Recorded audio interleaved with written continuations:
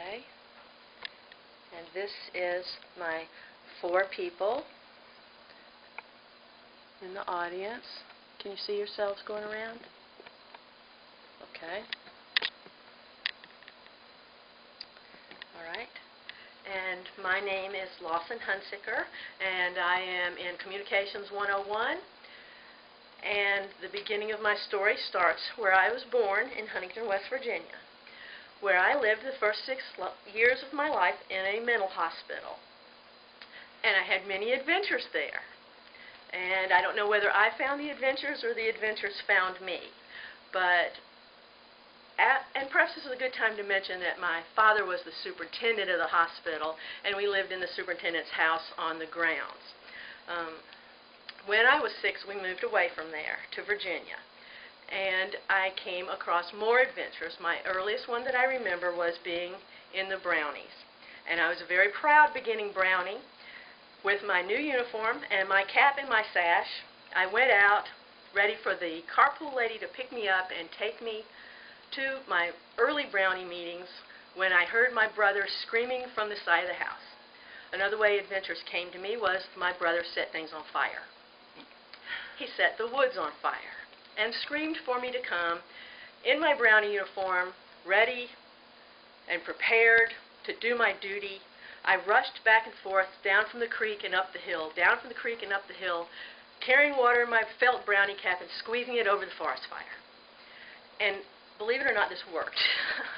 And the fire went, I put out the fire. I put out the forest fire, but I was a wreck. My hat was wet, my Brownie uniform was covered with wet, splotchy marks from the water from the creek, and I straightened myself up as best I could. The carpool lady showed up, and I got in the car. She said, "What happened to you?" And I said, I've put out a forest fire with my Brownie cap." And she said, "Oh, really?" and took me to the meeting. I thought, well, when I get there, my Brownie leader is going to be so proud I'll probably get a badge for my sash because I have done my duty and put out a forest fire. When I got to the meeting, we lined up for inspection. The Brownie leader came to me and said, "What in the world happened to you?" I said, "I have put out a fire with my Brownie cap." And she looked at me and she said, "You are a liar. You get 3 demerits for having a messy uniform." I was outraged. No one in the mental hospital had ever spoken to me like that. It took, when I came home, I told my mother, I don't ever want to go to Brownies again. And I didn't.